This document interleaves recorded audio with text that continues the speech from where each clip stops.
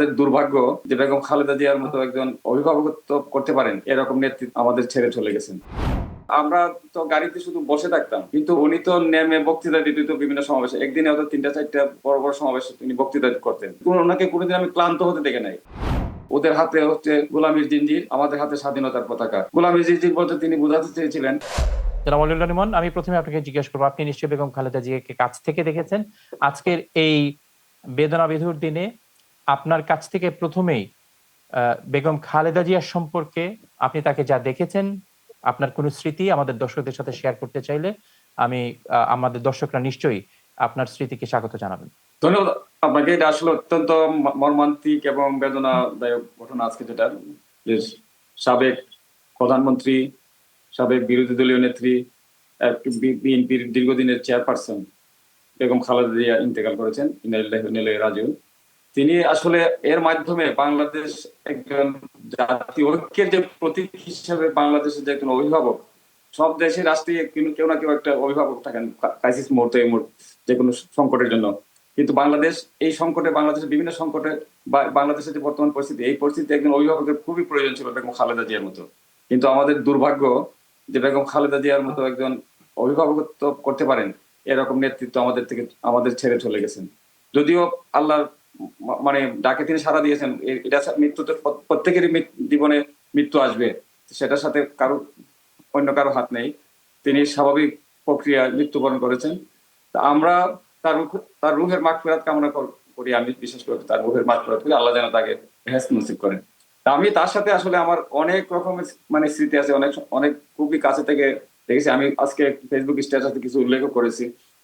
আপনি জানেন 2001 সালের যে ইলেকশন, আমি সাংবাদিকতা আসার পর তখন আমি ইনকিলাবে চাকরি করি। তো ইনকিলাব তখন বাংলাদেশের হাইয়েস্ট সার্কুলেশনের পত্রিকা। তো এই পত্রিকার নিউজ কাভারের জন্য তখন বেগম খালেদা জিয়ার নির্বাচনী প্রচারণার নিউজ কাভারের জন্য আমি অ্যাসাইন ছিলাম। বিশেষ করে এই সময়টাই দীর্ঘদিন, প্রায় 1 মাস বলা চলে, ওনার সাথে একদম আমরা সারা বাংলাদেশ চষে বেরিয়েছি। উনি সারা বাংলাদেশের বিভিন্ন জায়গায়। সবচেয়ে ভালো, আমি খুব আশ্চর্য হতাম যে আমরা তো গাড়িতে শুধু বসে থাকতাম, কিন্তু উনি তো নেমে বক্তৃতা দিত বিভিন্ন সমাবেশে। একদিনে হয়তো 3টা 4টা বড় বড় সমাবেশে তিনি বক্তৃতা করতেন। আমরা গাড়িতে বসে সকাল 10টা থেকে রাত 1টা 2টা 3টা পর্যন্ত বিভিন্ন সমাবেশে দেখতাম। উনি তো বক্তৃতা, ওনাকে কোনোদিন আমি ক্লান্ত হতে দেখে নাই। আমি মনে মনে ভাবতাম, আমরা তো গাড়িতে বসে থেকে ক্লান্ত, সামান্য আমরা নিউজ লিখি, ওনার বক্তৃতা ফলো করি, সেটাতে আমরা ক্লান্ত হয়ে যাই, খুব টায়ার্ড হয়ে যায়। কিন্তু বেগম খালেদা জিয়া কোনোদিন আমি একদম লাস্ট বক্তৃতা, মনে আছে রাত 3টার সময় উনি বক্তৃতা করছেন। সকাল থেকে শুরু করছেন, লাস্ট বক্তৃতা রাত 3টার সময় লাস্ট জায়গায়। তখনও তাকে স্বাভাবিক সকালে যেভাবে যে টোনে, যে গতিতে বক্তৃতা করছেন, সেইভাবে ওনাকে দেখতাম। ওনার পরিশ্রম দেখে আমরা নিজেই খুব অভিভূত হতাম। তার কাছ থেকে অনেক কিছু শিখেছি, পরিশ্রম কিভাবে করতে হয়। এছাড়া তিনি তার যে বিভিন্ন সময় যে ক্রাইসিস, বাংলাদেশের নেতৃত্বের যে কথাগুলো বলা দরকার, ধরেন 1991 সালে তার যে দেশপ্রেমের যে পরীক্ষা ছিল, এই পরীক্ষা তিনি উত্তীর্ণ হয়েছেন। এরশাদ বিরোধী আন্দোলনে তিনি সবাইকে নিয়ে যেভাবে তিনি নেতৃত্ব দিয়েছেন, সকল দলকে নিয়ে, সেই নেতৃত্বে তিনি সেই পরীক্ষায় তিনি উত্তীর্ণ হয়েছেন। তখনই তিনি আপসহীন নেত্রী হিসেবে খেতাব পেয়েছিলেন 1991 সালের আগেই। তো আপসহীন নেত্রী তিনি খেতাব পেয়ে এরশাদ বিরোধী আন্দোলনে তিনি নেতৃত্ব দিয়েছেন। তিনি 91-এর নির্বাচনী প্রচারণায় তিনি দেশপ্রেমের উদ্বুদ্ধ হয়ে অনেকগুলো বক্তৃতা দিয়েছেন। যেমন তিনি তার প্রথম কতগুলো বক্তৃতা আমাদের জন্য মাইল ফলক। তিনি একটা বক্তৃতা বলেছিলেন, ওদের হাতে হচ্ছে গোলামীর জিঞ্জির, আমাদের হাতে স্বাধীনতার পতাকা। গোলামীর জিঞ্জির বলতে তিনি বোঝাতে চেয়েছিলেন যে ভারতের আধিপত্যবাদকে যারা মেনে নিয়ে যারা রাজনীতি করে, তাদেরকে বোঝাতে চেয়েছিলেন। তিনি বলেছিলেন আমাদের হাতে স্বাধীনতার পতাকা।